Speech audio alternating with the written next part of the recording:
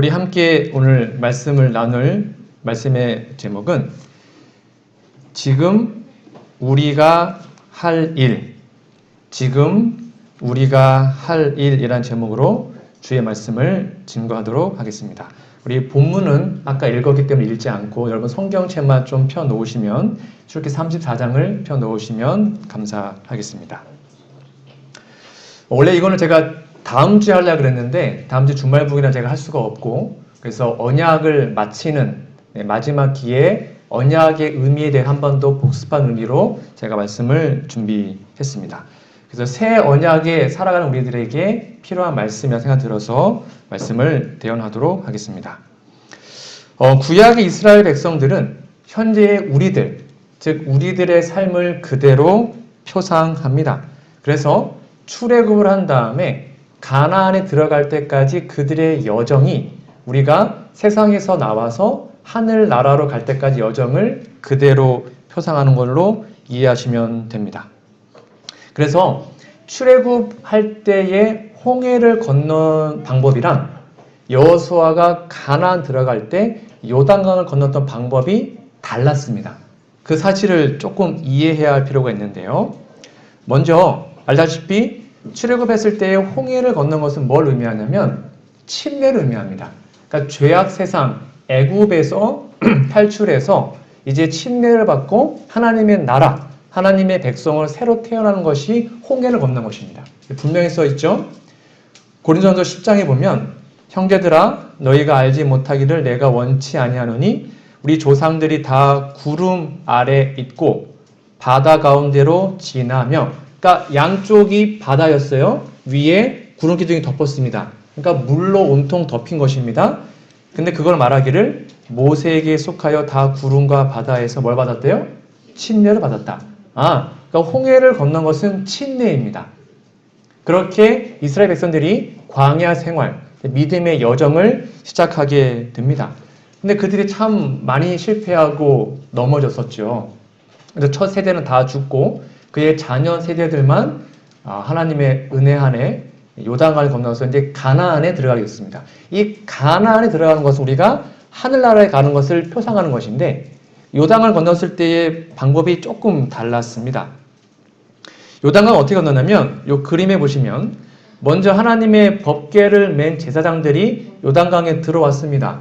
그러니까 양옆에 흘러내려오던 물이 이렇게 벽으로 섰어요. 그리고 이 제사장들은 요단강 가운데 서 있고 백성들이 그 앞으로 지나가면서 요단강을 건너 가나안 땅에 들어가게 됩니다. 이건 뭘 의미하냐면 바로 여호수아 요단강을 건넌 것은 조사 심판을 의미합니다. 이들이 어디 지나갔어요? 여호와의 법궤 앞을 지나가서 가나안에 들어갔습니다. 그래서 너는 언약궤를 맨 제사장들에게 명하여 이르기를 너희가 요단 물가 이르거든 요단에 들어서라. 들어서니까 물이 딱 멈췄습니다. 주의 언약궤가 계속 반복되는 게 언약궤입니다. 법궤가 너희 앞에 요단으로 들어갑니다. 여호와의 언약궤를 맨 제사장은 요단 가운데 마른 땅에 굳게 섰고 온 이스라엘 백성은 마른 땅으로 향하여 요단을 건넜다 라고 얘기합니다. 이거는 쉽게 말하면 이들이 광야에서 가나안으로 갈 때 어디요? 법궤 앞을 지났습니다. 법궤 앞에 쓴 것입니다. 그리고 법궤의 말씀에 비추어 섰을 때의 합격, 쉽게 말하면 그래서 가나안에 들어간 것입니다.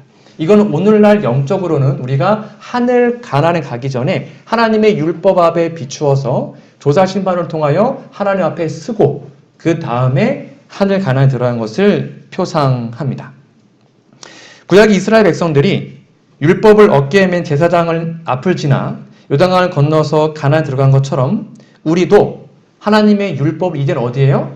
마음에, 그렇죠? 새 언약하에서 그 율법을 마음에 새기고 조사 심판을 거쳐서 하늘 가나안에 들어가야 하는 것을 여러분 기억하셔야 합니다. 왜냐하면 하늘 가나안은 아무나 가는 것이 아닙니다. 그렇죠? 하늘나라는 거룩한 곳이기 때문에 하나님의 율법, 하나님의 거룩한 율법과 완벽하게 일치하는 사람들만 갈 수 있습니다. 그게 하나님의 공의이고 사랑이기 때문이죠. 자, 그래서 지금 계속 우리 교과책에 공부하는 것처럼 새 언약 여러분 정말 중요하기 때문에 잘 공부해 주셔야 되는데 이 부분을 좀 다시 한번 정리하도록 하겠습니다. 앞에 보시면 여러분 새 언약은 다른 거 다 까먹으셔도 요거를 기억하시면 됩니다. 새 언약은 더 좋은 약속인데요. 첫 번째는 죄의 용서 약속입니다. 새 언약은 뭐냐? 한마디로 죄의 완벽한 용서입니다. 죄의 완벽한 용서. 그게 새 언약의 핵심이에요. 다른 거 다 까먹어도 새 언약은 뭐다? 죄의 용서다. 우리의 모든 죄를 십자가에서 다 끝내셨다. 그게 새 언약이잖아요. 그리고 그냥 죄만 없애는 것이 아니라 우리의 죄를 없애도 우리의 마음이 새롭지 않으면 또 죄를 짓잖아요. 그렇죠? 그렇지 않습니까? 죄 용서 받았는데 마음이 그대로 나쁜 마음이 있으면 또 죄를 짓잖아요. 거기서 끝나는 것이 아니라 죄에 용서합니다. 그 다음에 마음을 새롭게 한다. 이게 새 언약의 약속이 하나님은 그냥 죄만 용서하는 것이 아니라 우리의 마음도 더 이상 죄를 짓지 않을 수 있도록 새롭게 해주시는 겁니다. 그게 두 번째 의미이고 그 다음이 뭐냐면 하나님의 율법의 원칙과 뭐하게요? 일치하게 하는 하나님의 은혜의 약속이 되어져 있다. 아까 요단강 건널 때에 법궤 앞을 지난 것처럼 이제 우리가 새 언약 하에서 하나님의 율법과 우리의 마음이 완벽하게 일치돼야 하늘 가나안에 들어가는 것입니다. 그게 새 언약의 축복이에요. 첫 번째 뭐라고요? 죄의 용서, 그 다음에 마음을 새롭게 하고 그 다음에 우리 마음을 하나님의 율법과 완벽하게 하나로 만들어주신 것입니다. 그 말이 이 말이에요. 나 여호와가 말하노라 그러나 그날 후에 내가 이스라엘 집에 세울 언약은 이러하니 곧 내가 나의 법을 그들의 속에 두며 그 마음에 기록하겠다. 그 마음에 우리 마음에 언약을 기록한다는 말이 이 뜻입니다. 죄의 용서, 마음을 새롭게 하고 그 다음에 그 마음이 율법과 일치되는 것. 근데 그거는 우리가 하는 것이 아니라 빨간 글씨입니다. 같이 읽어볼까요? 시작. 돌판에 새겨진 같은 율법이 성령에 의하여 마음판에 기록된다. 분명히 써있죠? 그러니까 성령을 통하여 그 율법 우리 마음판에 기록이 된 사람들만 하늘 가나안에 들어가게 될 것입니다. 자, 그러면 여기 기록되어 있는 율법, 이 율법은 무엇을 표상할까요? 율법이 마음판에 기록되어야 된답니다. 이 율법은 다른 것이 아닙니다. 그리스도, 곧 오늘 우리 교과 시간에 그렇게 많이 배웠던 예수님의 의를 말하고 있습니다. 율법은 곧 그리스도이십니다. 그리고 그리스도가 곧 율법이죠. 그 율법은 하나님의 품성의 사본이며 예수님의 의를 표상합니다. 자, 그 다음에 제가 지난번에 한번 말씀드렸지만 중요하기 때문에 한 번 더 말씀을 드립니다. 이 쿼테이션은 정말 중요하기 때문에 잘 적어두시면 좋겠습니다. 도대체 그러면 의가 무엇인가? 의는 거룩하고 하나님과 같이 되는 것이다. 이게 지금 빨간 글씨가 다 동의어입니다. 같은 걸 말합니다. 그래서 하나님은 사랑이시다. 근데 그 의가 뭐냐면 하나님의 율법과 일치되는 것. 아까 새 언약하에서 우리의 마음이 새롭게 되면 하나님 율법과 일치한다 그랬죠? 그게 바로 의를 얻었다라는 것입니다. 의는 하나님의 율법과 일치되는 것인데 왜냐하면 주의 모든 계명이 의로우며 사랑은 율법의 완성이기 때문이다. 그리고 또 의는 뭐래요? 의는 사랑이고 사랑은 하나님의 빛과 생명 다 같은 것입니다. 그리고 하나님의 의는 그리스도를 통하여 실현된다. 그 다음이 제일 중요합니다. 그러므로 우리는 그분을 뭐 할 때요? 받아들임으로써 의를 얻게 된다. 그러니까 믿음이 무엇인가? 하나님이 세상을 이처럼 사랑하사 독생자를 뭐 했어요? 주셨으니 이는 저를 믿는 자마다. 그러니까 주셨는데 믿었대요. 그 믿는다는 것은 받아들이는 것으로 바꿔도 같은 의미입니다. 하나님이 예수님을 선물로 주셨습니다. 근데 그걸 우리는 받아요. 뭘 통해서요? 믿음으로 받는 것입니다. 그러니까 믿음은 우리가 예수님을 받아들이는 손과 같은 것입니다. 그게 요 의미예요. 그래서 우리는 그분을 받아들임으로써 의를 얻게 됩니다. 그러니까 복잡하지 않아요. 의가 무엇인가? 요겁니다. 의는 거룩한 겁니다. 의는 하나님이시고 의는 곧 율법이고 의는 사랑이고 빛이고 생명이고 그 모든 것을 포함하는 그리스도, 그분이 내 마음속에 성령을 통하여 받아들여질 때 그때 우리는 그분의 의를 얻게 되고 결국 하늘에 가게 되는 것이죠. 그래서 성령께서는 우리 마음판에 기록하시는 율법의 본질, 그리스도의 의를 여러분의 마음속에 날마다 새겨주기를 원하시는 것입니다. 자, 그러면 질문을 좀 드려볼까요? 여러분, 하나님께서는 그분의 거룩한 율법, 그리스도의 의, 하나님의 품성을, 여기 중요한 포인트는 언제, 어떻게 우리의 마음판에 새겨주실까요? 여러분 그 방법 아십니까? 율법을 마음에 새겨라 하고 수도 없이 가르쳤고 여러분 한 기 내내 배웠습니다. 그러면 뭐 어떻게 하라는 겁니까? 어떻게? 그 뭐 언제 하라는 거죠? 언제 어떻게 그 율법이, 그 의가 우리의 마음에 새겨질 수 있을까요? 오늘 이 두 가지를 좀 말씀을 근거로 찾아보도록 하겠습니다. 오늘 본문 말씀인 출애굽기 34장에 보면 그 유명한 십계명, 하나님의 십계명을 돌판에 새겨주시는 장면이 기록되어 있습니다. 모세가 하나님의 율법, 십계명을 받아 내려온 것은 누가 정하신 겁니까? 하나님이 직접 정하신 방법입니다. 그러니까 그 돌판에 율법을 새기는 것은 하나님이 직접 지시하신 방법입니다.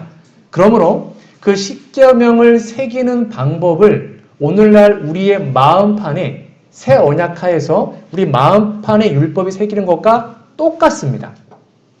그러니까 십계명을 새겼던 방법을 그대로 우리의 이 시대에 적용하게 되면 우리 마음판에도 동일한 말씀이 새겨지게 되는 것입니다. 그 개념을 이해하시고 여러분 출애굽기 34장을 펴놓으신 상태에서 오늘 밑줄도 그으시고 좀 공부하시면 좋겠습니다. 자, 우리의 마음판에, 즉 우리의 마음에 율법을 새기는 방법입니다. 첫 번째입니다. 출애굽기 34장 1절에 보면 너는 돌판 둘, 제가 이제 파란색, 빨간색 하는 것은 중요하기 때문에 여러분 체크 놓으시면 돼요. 돌판 둘을 처음 것과 같이 깎아 만들라 라고 기록합니다. 자, 여기에 보시면 첫 번째 말씀이 모세가 이미 송아지 숭배 때문에 돌판을 깨트렸습니다. 이건 그 다음에 나오는 것입니다. 돌판이 파괴됐어요. 그 다음에 하나님이 다시 모세를 부르셔서 올라와라.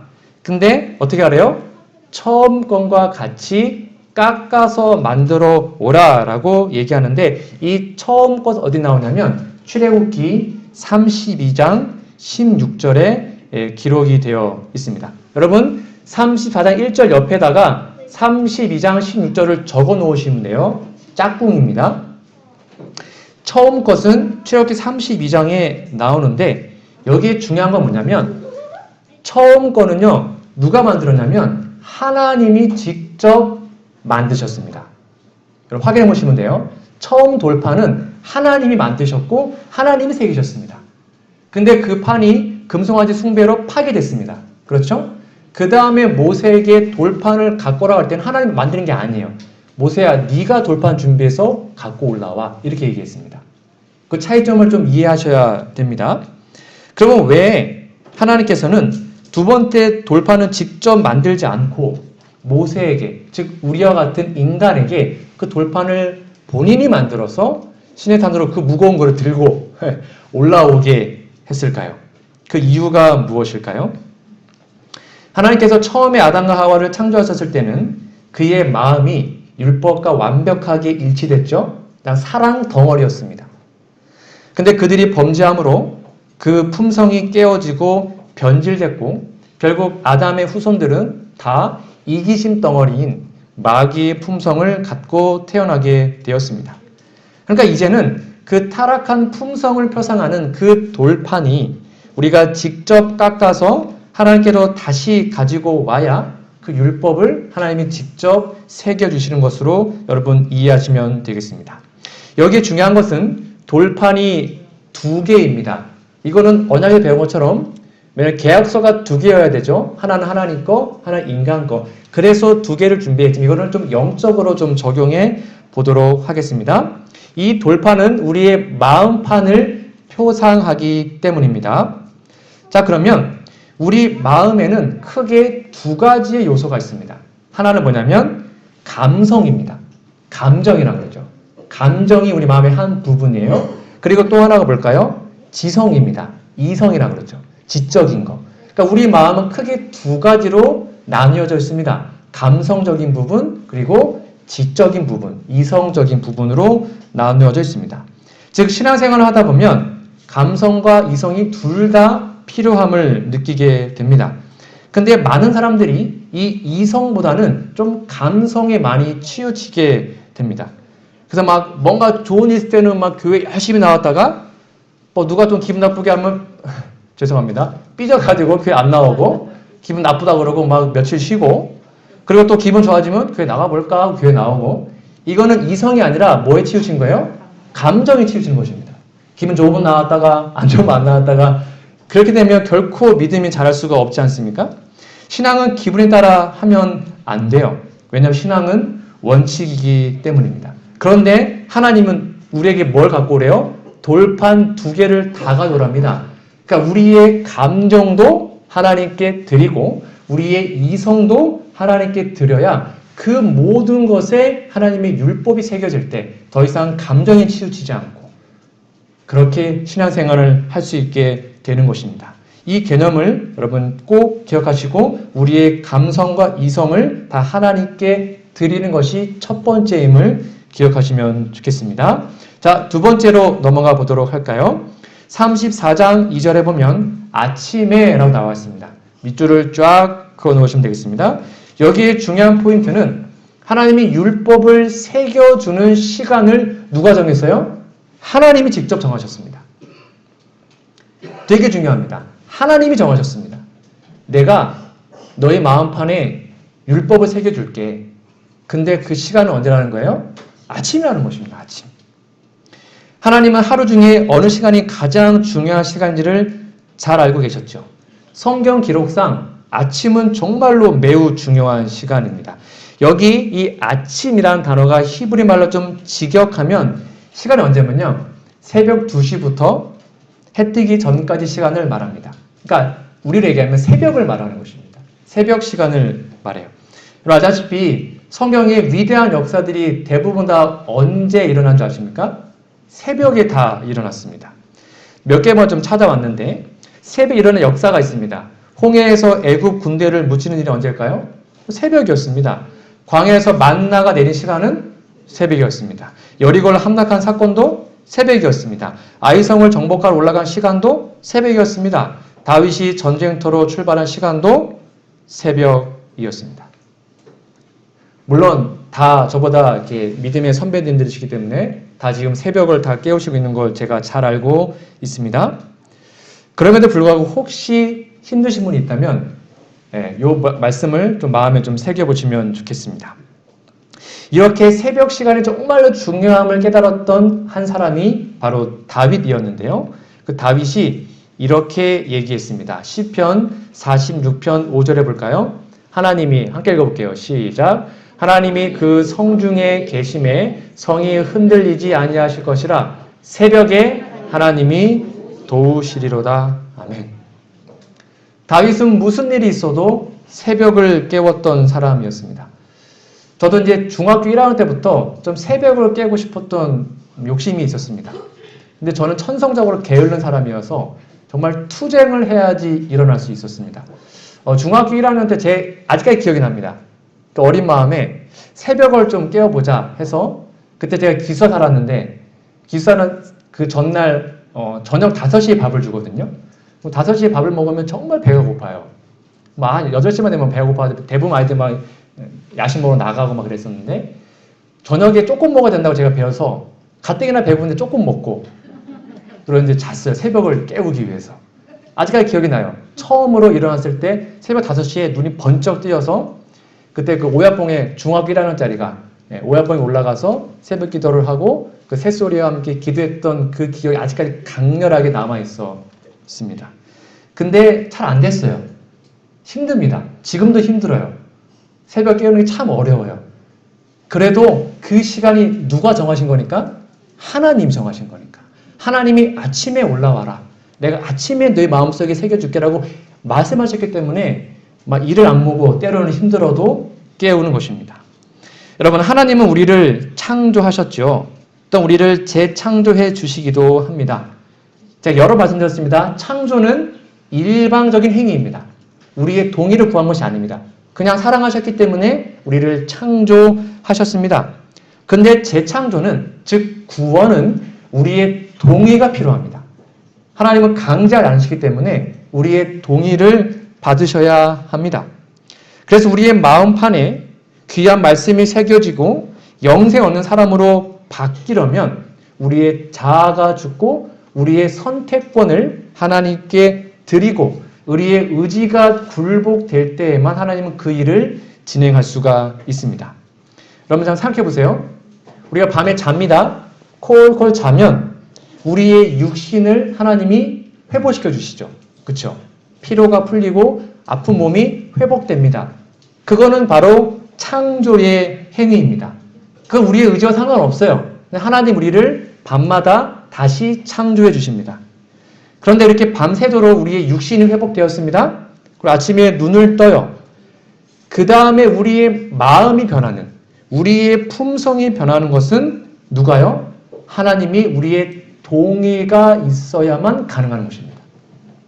하나님 제 마음을 드립니다. 제 죄를 드립니다. 저의 마음에 들어와 주세요. 그렇게 우리가 동의해야 하나님 그때 비로소 우리의 품성을 변화시켜 주시는 것입니다. 그래서 자아 포기, 의지의 포기, 이것은 꼭 우리가 하나님께 드려야 하는 것이죠. 그러니까 밤에 잠만 잘 잔다고 절대로 품성이 변화될 수가 없어요. 우리의 첫 시간을, 우리의 아침의 첫 시간을 하나님께 드릴 때, 이때 우리의 마음속을 하나님은 회복시켜 주시는 것입니다. 자, 요즘에 이제 유튜브로 아침마다 새벽 기도를 하는데 뒤에 매일 읽어드리는 구절이 있으면 아마 들어보실 분들은 아시겠지만 한 번 더 제가 좀 읽어드리도록 하겠습니다. 제가 정말로 사랑하는 구절입니다. 같이 좀 읽어볼까요? 시작. 아침마다 그대 자신을 하나님께 바치라.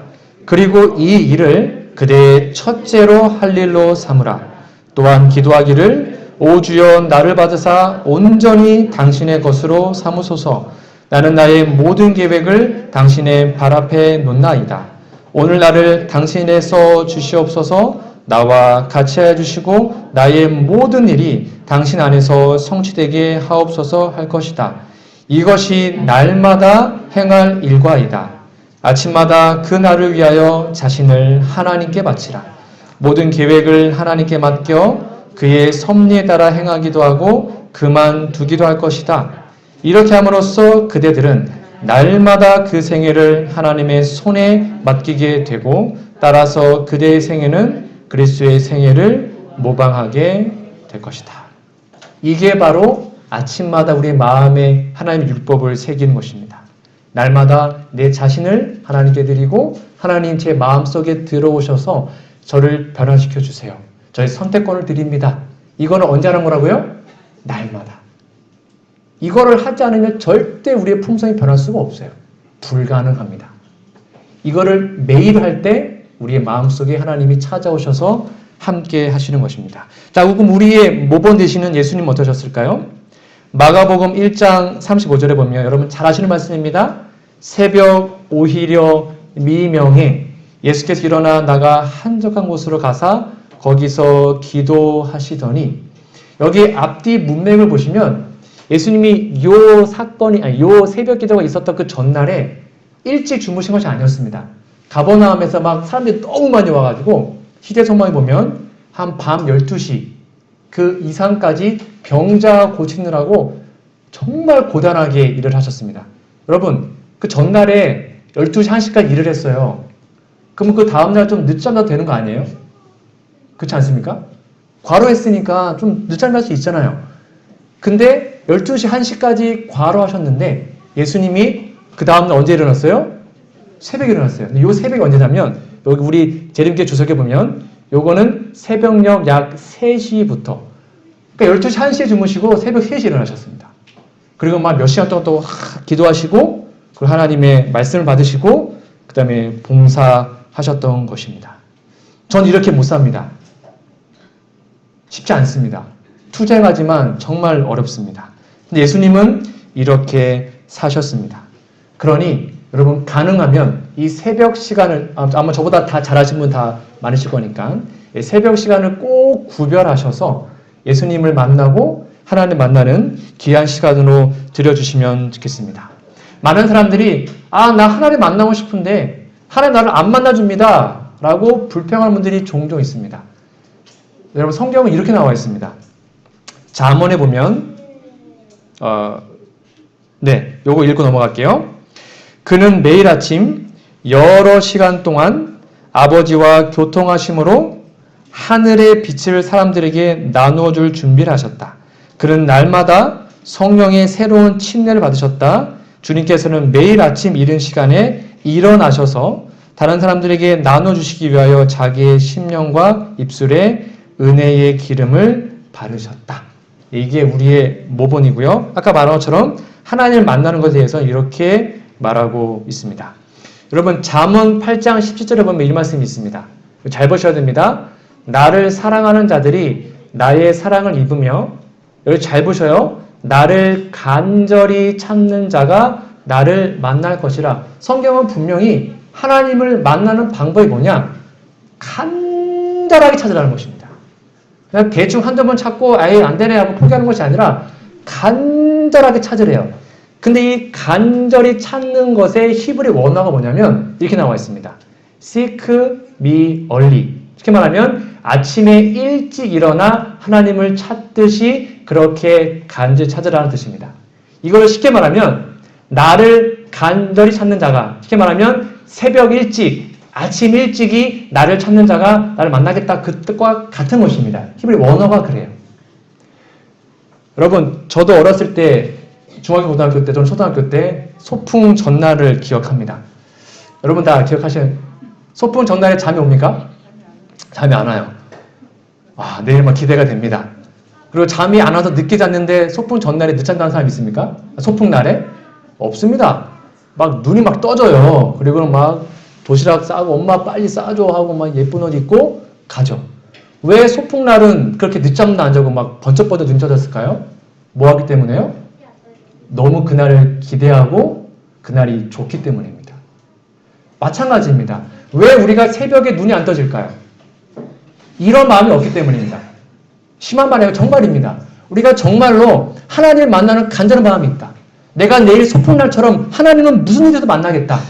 그럼 새벽에 눈이 번쩍번쩍 떠지는 것입니다. 정말 그래요. 우리의 마음이, 우리가 정말 하나님을 사랑하는 마음이, 하나님을 만나고자 하는 마음, 하나님과 연합하고 하나님의 말씀을 읽고 기도하고자 하는 마음이 이렇게 간절한가? 한번 고민해 보시면 좋겠습니다. 이러한 마음이 있을 때 우리는 새벽을 깨게 될 것이고 결국 우리의 마음 속에 하나님이 율법을 새겨주시게 될 것입니다. 세 번째 방법입니다. 자, 34장 2절에 보면 신의 산에 올라와 라고 기록합니다. 하나님은 시간을 정해주셨고요. 그 다음에 뭘 정해줬냐면 장소를 정해주셨습니다. 그 장소가 어디예요? 신의 산. 이 신의 산은 오늘날 적용하면 여러분들만의 하나님을 만나는 장소를 의미합니다. 물론 하나님은 아무 데서나 기도해도 상관없어요. 그러나 우리가 꼭 필요한 개인만의 장소를 구별하는 것은 되게 중요합니다. 저는 개인적으로 저희 사택 저쪽에 있는 다락방이 있어요. 거기에서 이제 새벽 기도를 하고 진행하고 있는데 아마 여러분들만의 개인적인 장소가 다 있을 것입니다. 개인적인 장소에 동일한 시간과 동일한 장소에 구별해서 만나는 것은 굉장히 중요해요. 그래서 아직 그것이 없다면 여러분의 장소를 만드십시오. 나만의 신의 산. 그것을 구별하여 만드시면 좋겠고요. 여기 중요한 것은 신의 산에 올라가가 아니고요. 올라와입니다. 여러분 올라가랑 올라와는 어떤 차이가 있죠? 야, 너 올라가. 이거는 위에 없어요. 나 밑에 있고 너 올라가. 이 말이에요. 근데 올라와는 뭐예요? 내가 이미 산에 와 있으니 너 나한테로 와라는 뜻입니다. 하나님은 우리에게 말씀하시기를 신의 산에 올라오라는 것입니다. 무슨 말이에요? 우리가 기도하는 장소, 우리가 말씀 보는 장소는 이미 누가 먼저 와 있어요? 하나님이 거기 임재해 계시거든요. 내가 이미 와 있으니 너 제발 나에게로 와라. 올라와라. 내가 너를 만나고 싶다. 근데 우리 맨날 그걸 자고 있고 안 가고 바쁘다고 안 가고 하나님 거기 계신데 이미. 여러분 하나님은 늘 언제나 우리 앞에 먼저 가 계십니다. 그리고 목이 빠져라 기다리십니다. 우리를 만나시기 위해서 우리 마음판에 그 율법을 새겨주시기 위해서 지금도 기다리시고 계십니다. 여러분의 개인의 신의 산에 올라오셔서 이미 계시는 하나님과 날마다 만나시고 데이트하시는 우리 모두가 되기를 간절히 바랍니다. 네 번째입니다. 네 번째는 산 꼭대기에서 내게 보이되라고 얘기합니다. 여기 무엇을 보이라는 거였을까요? 그거였습니다. 돌판. 모세가 돌판을 이미 깎았죠. 그 돌판을 깎아온 것을 가지고 와서 산 꼭대기에서 나에게 보여줘 라고 말씀하신 겁니다. 근데 지금 그 돌판은 뭘 의미한다고 그랬어요? 우리의 마음판을 표상하고 있지 않습니까? 그러니까 오늘날로 적용하면 하나님이 너의 마음을 나에게 좀 보여줄 수 있겠니? 라고 말씀하시는 거예요. 누구한테 보여달래요? 내게. 하나님이 우리의 마음을, 우리의 은밀한 모든 마음을 하나님이 자신에게 보여달라고 하십니다. 이게 무슨 말이냐면 하나님은 우리의 마음을 보여달라고 하신 이유는 우리의 마음판에 사랑을, 율법을 새겨줄 수 있는 분이시기 때문입니다. 그러니까 여러분의 모든 은밀한 죄, 마음의 문제들은 인간에게 보이시면 안 됩니다. 어디 누구한테요? 하나님께. 인간 목사나 인간의 믿음의 선배들에게 아무리 얘기해도 해결해 줄 수가 없어요. 우리는 불가능합니다. 그러니까 우리의 마음 문제를 하나님께 보여드리면 하나님은 그 문제를 해결해 드시는 것입니다. 여러분 그러니까 혹시 기도가 잘 안 되시면 기도 안 되는 상태로 하나님께 기도하시면 됩니다. 감사할 마음이 없으면 감사할 마음이 없습니다. 하나님 저 말씀 읽기 싫어요. 하나님 정말 재미가 없어요. 그냥 그렇게 기도하셔요. 하나님 저 인간 미워 죽겠어요. 용서 안 돼도 어떻게 용서하겠다 기도하겠습니까? 하나님 짜증나 죽겠어요. 그냥 그렇게 기도하셔도 돼요. 그게 솔직한 기도입니다. 마음을 짜증나는데 막 거룩한 척 하지 마시고 여러분의 그 솔직한 마음을 하나님께 드리셔요. 그러면 그 마음판에 하나님이 뭘 새겨준다고요? 그 모든 죄를 다 지워주시고 율법을 새겨주시는 거예요. 그래서 정lu기단이 이렇게 기록되어 있습니다. 잘 보세요. 온 마음을 반드시 하나님께 바쳐야 하나니 온 마음입니다. 우리의 모든 것입니다. 만일 그렇게 하지 아니하면 우리를 하나님의 형상으로 회복시키는 그 변화, 즉 율법을 새겨주는 그 일이 우리에게 결코 생길 수 없다 나와 있습니다. 그러니까 왜 우리의 품성이 안 변하는가? 딱 요겁니다. 우리의 모든 마음을 그분께 안 드리기 때문입니다. 부끄러운 마음 그대로, 내 은밀한 죄 그대로, 내 마음 그대로, 모든 것입니다. 나의 더러워진 마음 그대로 하나님께 드리면 하나님은 그 마음을 받으시고 우리 마음속에 율법을 새겨주실 것입니다. 이것을 날마다 행하셔서 우리 마음판에 귀한 율법이 새겨지는 우리 모두가 되기를 간절히 바랍니다. 다섯 번째입니다. 34장 3절에 보면 아무도 너와 함께 오르지 말며라고 합니다. 여기에도 중요한 포인트가 있는데 여러분 사랑하는 연인들은 보통 데이트를 어떻게 합니까? 막 떼거지로 합니까? 아니면 단둘이 합니까? 왜 단둘이 할까요? 둘만 있는 게 너무 좋으니까. 그래서 거기에 누가 끼면 짜증납니다. 그래서 사랑하는 데이트, 연인 관계는 그 둘이 은밀하게 그 둘만의 시간과 장소가 정말 행복한 것입니다. 하나님이 모세한테, 모세는 우리를 말하는 거잖아요. 모세야, 여호수아 누구 다 데리고 오지 말고 누구 혼자 오라는 거예요? 모세 혼자 오라는 것입니다. 하나님은 여러분과 단둘이 만나기를 원하십니다. 온 우주의 왕이시지만 하나님 여러분 개인과 단둘이 은밀하게 사랑하기를 원하십니다. 그러니까 여러분 은밀하게 하나님과 만나는 그 시간은 핸드폰 다 꺼놓으시고 어떤 누구의 방해도 받지 않게 하나님과 단둘이 만나시면 좋겠습니다. 그래서 전 개인적으로 새벽 기도를 이렇게 단체로 하는 것을 저는 별로 개인적으로 좋아하지 않습니다. 원래 새벽 기도는 개인적으로 하나님과 은밀히 하는 것이다. 물론 안 하는 것보다는 같이 하는 게 좋아요. 근데 가능하다면 여러분 개인의 장소에서 단둘이 만나시면 좋겠습니다. 그래서 제가 지난번에 말씀드린 것처럼 영혼들의 대적 마귀는 인간의 생각을 읽도록 허락되지 않았죠.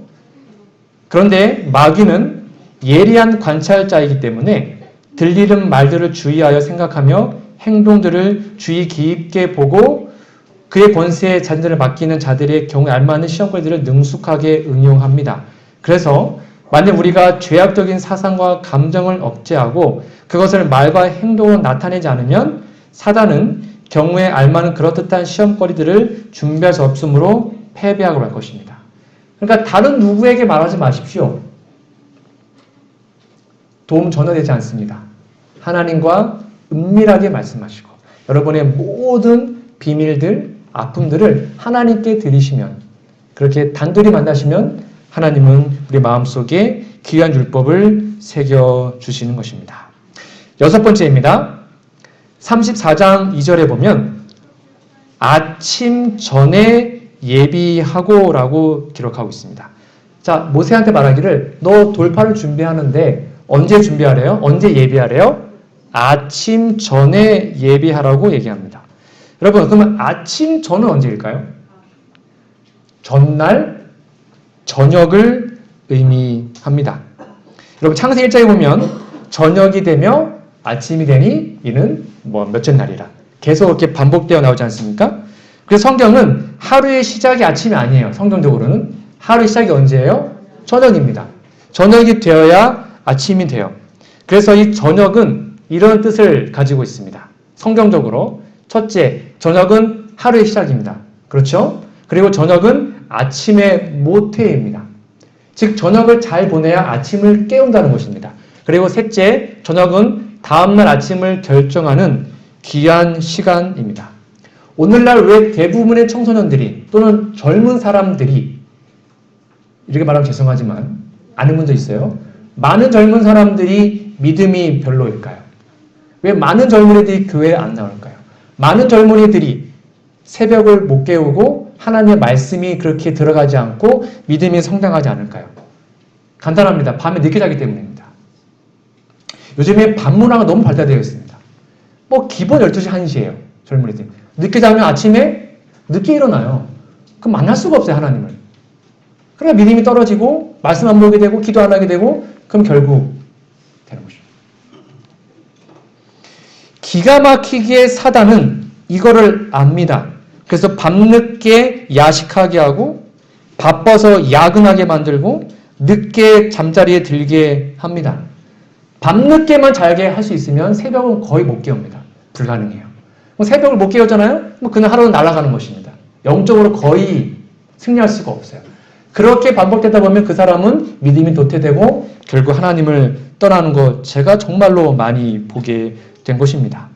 여러분, 그러니까 아침 전에 예비하고랑 처음 것과 같이 깎아 만들라는 것은 같은 의미입니다. 가급적 아마 다 잘하실 겁니다. 다 어르신들이니까. 저녁 야식하지 말고 늦게 주무시지 말고 늦어도 10시 또는 11시 안에 주무시고 그리고 자기 전에 하나님 저 내일 새벽에 꼭 깨워주세요 라고 기도하고 자는 것, 이것이 아침 전에 예비하는 의미입니다. 이렇게 우리 마음판을 잘 준비하면 그 다음에 하나님 이렇게 약속하시는 겁니다. 오늘 말씀의 결론입니다. 34장 1절, 내가 깨뜨린 바 처음 판에 있던 말을 내가 그 판에 쓰겠다라고 말씀하고 있습니다. 분명히 써 있죠? 하나님이 그 돌판에 쓰겠다고 했습니다. 우리의 마음판에 언약을 새겨주겠다고 했습니다. 근데 그것이 되려면 지금까지 배웠던 뭐요? 6가지. 아침에 시내산에 가야 되고 하나님께 보여야 되고 혼자 가야 되고 아침날 일찍 자야 되고 이런 6가지 행동들이 우리의 삶에 계속 반복될 때 그 하나님 우리 마음판에 하나님의 율법을 새겨줬다고 분명히 약속하고 있는 것입니다. 그리고 그렇게 될 때에 그보다 더 중요한 34장 11절의 놀라운 축복이 우리에게 있는 것입니다. 여러분 34장 11절에 보면 그렇게 마음판에 새겨지면 이게 나와 있습니다. 보라, 내가 내 앞에서 아모리 사람과 가나안 사람과 헷 사람과 브리스 사람과 히위 사람과 여부 사람을 쫓아내겠다. 이따지는 돌판이었고 지금 마음판이죠. 여기 나와 있는 아모리, 가나안 이 사람들은 쉽게 말하면 가나안 땅의 이방 민족들이었죠. 그들의 대적이었습니다. 이걸 오늘날로 표상하면 우리의 대적 마귀 그리고 우리 마음판에 있는 죄들을 의미합니다. 쉽게 말하면 하나님께서 이 모든 죄를 쫓아내겠다. 너희의 대적을 다 쫓아내 주겠다라고 약속하셨습니다. 무엇을 할 때요? 우리가 6가지의 그 귀한 법칙을 잘 준행해서 하나님 앞에 우리 마음판을 드릴 때에 하나님은 우리 마음의 율법을 새기시고 우리의 모든 죄를 다 쫓아내겠다. 도말하겠다. 다 해결하겠다라고 약속해 주신 것입니다.